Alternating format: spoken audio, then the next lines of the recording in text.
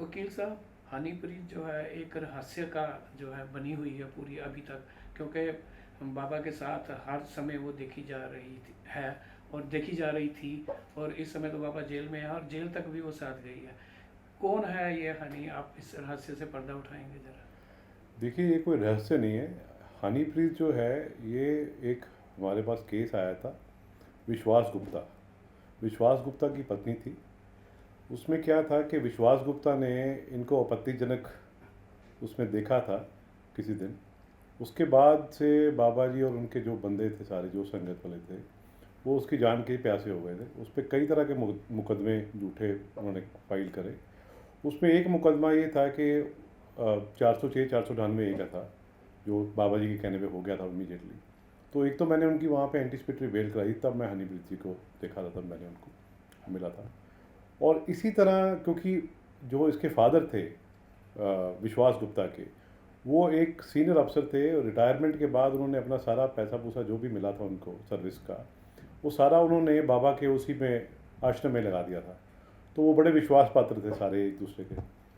लेकिन जब ये बात हुई कि पता चला कि जिससे शादी करवाई है बाबा जी ने उस लड़के की, वो जो ये हनीप्रीत, उसके साथ ही उसने उसको, मैंने बोला आपत्तिजनक, वो आप समझ गए मैं क्या कह रहा हूँ।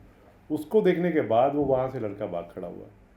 उससे पहले उसको उस डेरे का सिक्योरिटी का हेड बनाया हुआ था और वो उसके पास पूरा तामझाम था, लेकिन उसको सच्चाई नहीं पता थी। वो जब भी उनसे पूछता था कि मेरी बीवी को, मैं तो अभी उसके साथ सुहागरात भी नहीं मनाई, तो कहते थे नहीं अभी सेवा में है। तो इस तरह का सारा। तो कितनी देर इनकी मैरिड लाइफ कितनी देर रही? देखिए, 2-3 साल वो डेरा का हेड रहा, वो सिक्योरिटी का 2 साल के आसपास वो रहे। उसके बाद जब वो यहाँ आए, फिर हमने फिर उसके लिए हाई कोर्ट में एक पटिशन दाखिल करी कि इनकी जान माल को खतरा है, इसलिए इनको सिक्योरिटी प्रोवाइड करी जाए। हाई कोर्ट ने वो भी कर दिया। तो ये इनकी मैरिड लाइफ कितनी देर तक चली और अब स्टेटस क्या है? क्या तलाक हो चुका हुआ है इनका? देखिए, जो उसके बाद उसने मुझे बताया, जो टेलीफोन पे वो बहुत घबराया रहता था कि मेरे को कभी भी उठा सकते हैं। तो वो बहुत ज़्यादा प्रेशर, पूरी फैमिली प्रेशर में थी। एक ही लड़का था उनका, मोहिंदर जी का। तो क्योंकि वो खुद बहुत क्लोज थे बाबा जी के एक टाइम पे, लेकिन बच्चे के साथ जब ये हुआ और ये पता चला, तो इसके बाद ये भागना शुरू हुए। कोई केस उन्होंने राजस्थान से शुरू कर दिया चलाना, कोई गुजरात से। तो उस प्रेशर में उन्होंने आके फिर इसके जितने भी केसेस थे वो कॉम्प्रोमाइज़ करवा दिया, और मैरिज मेरे ख्याल में थोड़े दिनों बाद, इनका कॉम्प्रोमाइज़ के बाद इनका तलाक हो गया। तो जिस समय राम रहीम के साथ आपत्तिजनक स्थिति में देखा, तो वो क्या वो भी वहीं रहते थे? उसको, क्योंकि वो उनका, जो इसको अपनी बेटी बनाया हुआ था, तो फॉर हर उस तरीके से वो उनका दामाद हुआ। वो भी उसी में रहते थे, उसी घर में, वो जो उनका। लेकिन वो जो गुफा जिसमें जाने का अधिकार बहुत कम लोगों का था, एक रात को टहलते टहलते उसने वैसे ही खोला, दरवाज़ा खुला हुआ था। तो तब उसने देखा कि वो दोनों आपत्तिजनक उसमें थे और निर्वस्त्र थे। ऐसा नहीं कि खाली आपत्तिजनक स्थिति थी। और वो उसने आके एक बार आके बताया भी, प्रेस कॉन्फ्रेंस करने की कोशिश करी कि वहाँ पे ये हो रहा है।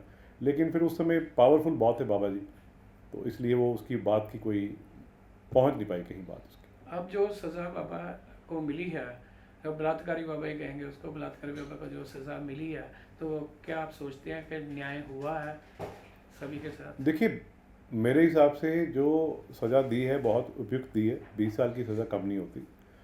और मैं तो रादर सल्यूट करता हूँ जज साहब को भी, कि उन्होंने बड़ी इंटेलिजेंटली इसको 20 साल, 10 से 20 कैसे कर दिया, बहुत इंटेलिजेंटली किया। दोनों अलग अलग पिटीशन में, दोनों केसों में सज़ा करके उन्होंने बता दिया कि कोई भी बाबा, कोई भी आदमी ऐसा जो अपने आप को कानून से और इन सब चीज़ों से ऊपर समझता है, ऐसा कुछ नहीं है। जो भी चंगुल में आएगा, उसको अगर न्याय पालिका अगर इस तरह के फैसला करना शुरू कर देगी, तो देश के लिए बहुत अच्छी बात है।